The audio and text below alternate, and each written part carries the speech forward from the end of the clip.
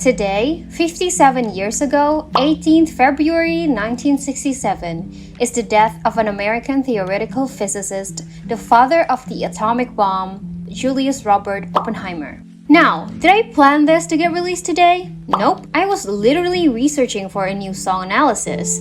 Mind you, a Vocaloid song analysis, where it somehow talks about isotopes, and then it somehow led to protons, neutrons, uranium-235, and it just went downhill from there. So, on today's song analysis, buckle up, drink some coffee. We're gonna need to use more than our 2 brain cells for this, because we're gonna talk about Marshall Maximizer by Hiragi Magnetic.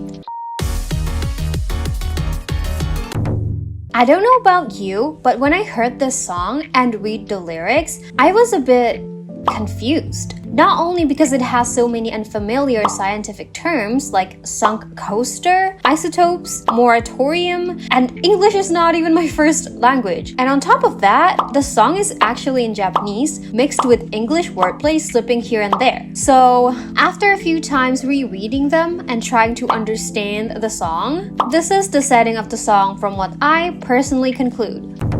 The song was in the perspective of Maximizer, because in the lyrics, there's a part where a person said "Yachimau na Maximiza," which translates to "You got me, Maximizer," and it is written in the Japanese quotation mark, which means the song is basically telling us that someone said that to Maximizer and the POV of the song is from Maximizer. Now, who is this Maximizer? Is it a robot, a program, a person, an AI? I don't know, but I think the girl in the illustration is the Maximizer. In the lyrics, it is stated how this Maximizer is weighed 14 pounds, which is around 7 kilograms, and has a 4U size, which is a standard unit of measure for designing the height in computer enclosures and server rack cabinets. So basically, 4U size is like 4 rack unit, which is around 7 inch or 17.8 centimeters. So yeah, it is pretty small and light and certainly not human-sized. How this Maximizer is not human is further emphasized in this part in the middle of the music video.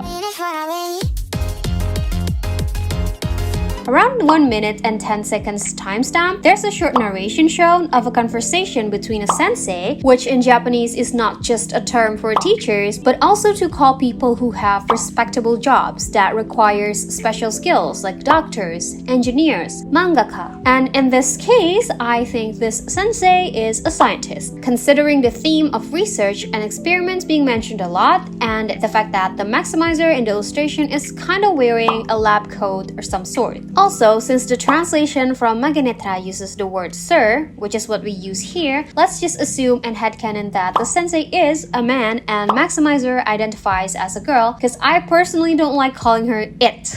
In that narration, the sensei specifically said, "You are not human," to Maximizer. And not just that, he repeatedly said things like failure, or like you got me, or like you're going to hell. Why is that? Well, that's because a big disaster that came out of the two is coming.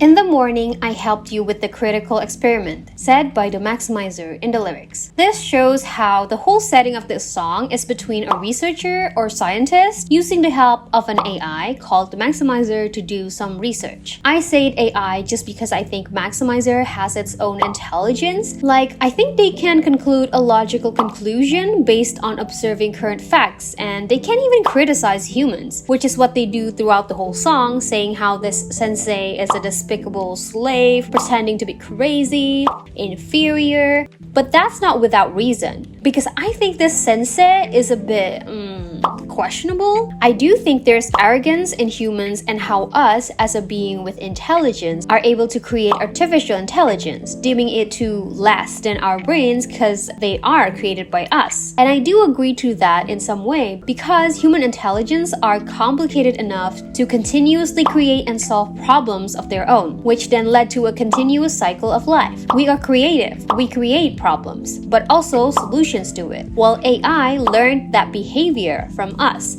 as a data to process. So essentially, without humans constantly evolving, AI will also have nothing new to learn and nothing new to solve. But In the aspect of consistency and being able to pull a mathematically correct conclusion, it is a fact that a machine is less likely to be wrong than a human. To this AI, to Maximizer, this mistakes and this inconsistency is taken as incompetence, and it seems like this sensei is using it for his own defense. Have you ever heard of weaponized incompetence? It's when someone pretends to not be able to do something as if it's just how nature works to avoid responsibility. For example, some men out there say they can't cook or clean or is too reckless to make his own bed. So it's the woman's job to do it because they could do it and I can't. When the fact is, it is a very basic task any human should learn. Cooking itself is a basic survival skill. They just refuse to do it. And this sensei also, in some way, uses the fact that they are human to avoid accountability.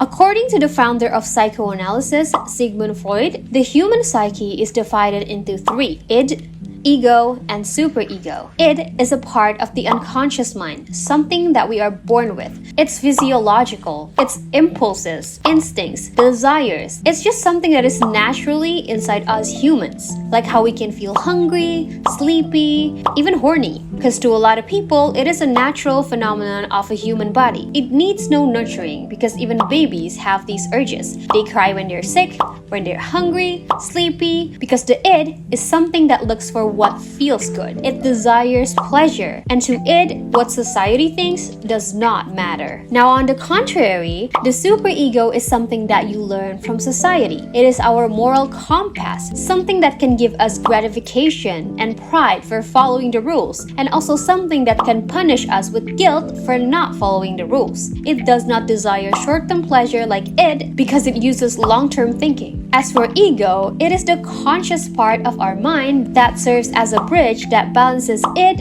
superego, and the outside society. It is the ones who make the decisions to do things that pleases the impulses of our ids, but at the same time would not go against our superego and did not do something that is not allowed in society. The ego has a big responsibility in which if they weigh a little bit too much on one side, let's say they cater to superego too much, they might be stressed as their desires and impulses is not fulfilled at all. But on the other side, if they cater to id too much, they might lead the human into doing criminal stuffs. Now in the lyrics, the sensei said, staying up late is the rampage of id. Regret is the rampage of ego. In this part, the sensei purposefully mentions id as the reason of him not wanting to sleep when it's time to sleep. He seems to use the fact that he has this natural desires non-human doesn't have, therefore they would never understand, just so he can do things he was not supposed to do. In the narration, he also seems to use this as a way to belittle the Maximizer. Okay, let me read it for you. The Maximizer says,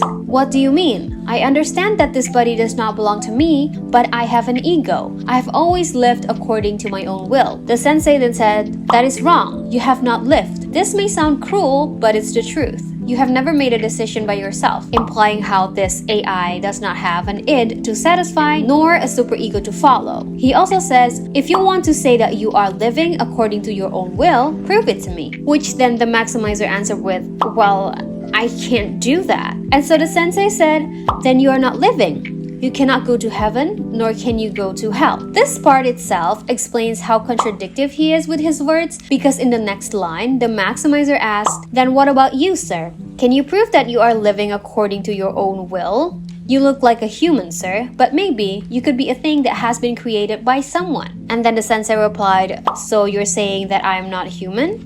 Then the Maximizer said, "It's a hypothetical story. I recall you saying you chose this job in order to go to heaven, that you wouldn't mind dying if you can go to heaven. That's why you stayed behind in this place, right?" And then the sensei's face just got dark and he couldn't answer. From this conversation alone, we can conclude a few things. First of all, according to the sensei, humans have free will. AIs don't. AI is created by humans with the purpose of assisting humans and nothing else. But at the same time, humans are beings of purpose. If you remember my Goddish song analysis video, I talk about nihilism, and it is said there that humans believe in God and religion in order to give purpose of living, or else they would be dysfunctional, lost, and depressed. And in most religions, humans live to serve gods, and everything is according to God's will. And since the sensei is religious, with the same logic, does he even have his own free will? Is he even living? Second of all, science and religion are known to be very contradictory things. Not that I think it's true, but yeah. The thing is, he asked a maximizer to prove that she has her own free will, which is a more scientific approach, right? Like asking for proof. But at the same time, he wholeheartedly believes in God and the afterlife. But can he himself prove that heaven and hell exist? These are also pointed out in the lyrics where Maximizer said the sensei tried to convince her by saying that she should believe and place trust in these simple words. But again, she's very logical. Of course, it's not enough for her to believe. It's not enough for her to make sense of things. Third of all, he said since the Maximizer is not human, she cannot go to heaven or hell. But when disaster happened as the result of their research, in the lyrics, he blamed Maximizer by saying, "You're falling into the final circle of hell.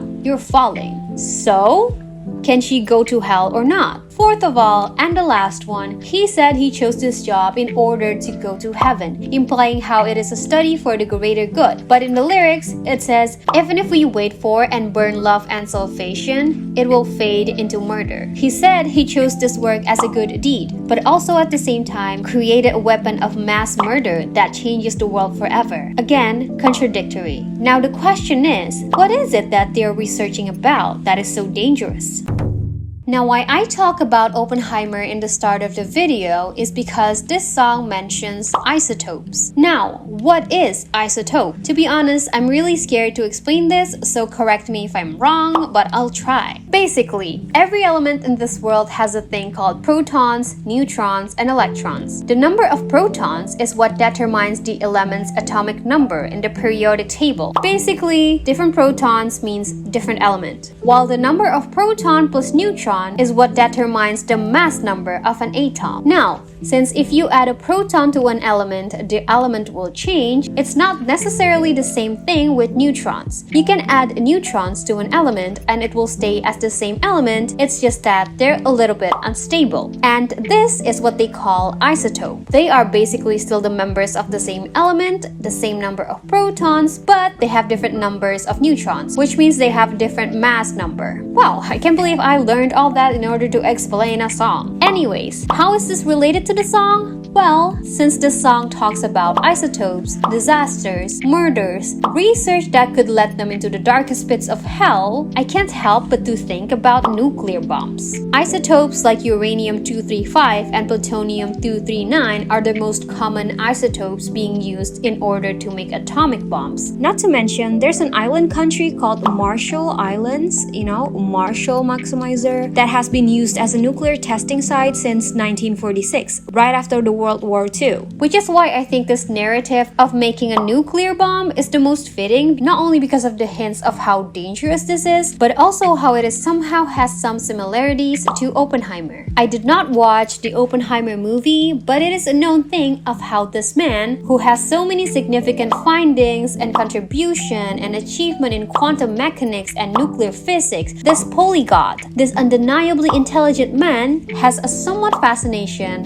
or obsession towards Hinduism, which is a religion. He often used Sanskrit verses in interviews, and he also studied the language and translated on himself, and he also said the 71st holy Hindu scripture of the Bhagavad Gita made perfect sense. Again, I'm not saying that religions does not make sense. I am a religious person myself, but usually, in a lot of cases, people assume science and religion does not go hand in hand, which isn't true at least to me, but I'm just saying that's usually how people perceive them, that they're both contradictory, which is pretty similar to the sensei here. Another disclaimer, I'm not saying that it is inspired by Oppenheimer, I'm just saying that the fact that these two have similarities might just show us how this happened more often than we think. Humans contradict themselves all the time. None of us are innocent from it. Everyone in this world wants peace, but also we go to war. Everyone in this world wants to live, but we race with each other on who can kill the most. And I think this world is more complicated complicated than who is the villain and who is the hero question. But one thing is for certain, the possibility of this research to create disaster is approved even by the logical, non-human maximizer. But yeah, regardless of intention or if it's like the doings of the higher-ups, the possibility in the end of the day of how it might bring danger to the human population is huge. It's just that I want to say that it's never black and white, at least for the case of this sensei. While for Oppenheimer, he did kind of warn the world on how this could create a nuclear arms race. And indeed, in 1949, the Soviet Union tested their first atomic bomb, which is bigger than the ones created by Oppenheimer. And because of that, the US military decided, oh, so you think you can do that?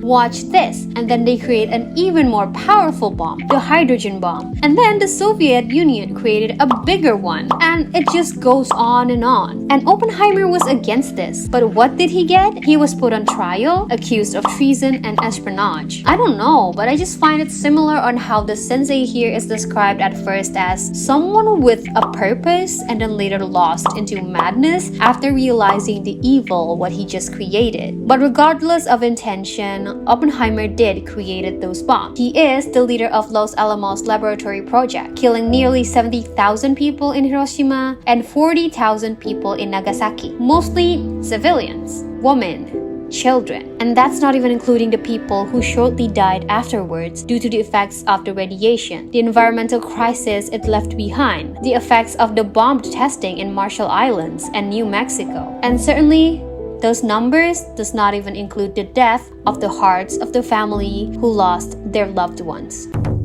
Anyways, my head is getting a little dizzy, so to conclude it all, humans are fascinating, and not even AI could calculate the destruction power that we can create. So yeah, if you're still here, thank you and good job.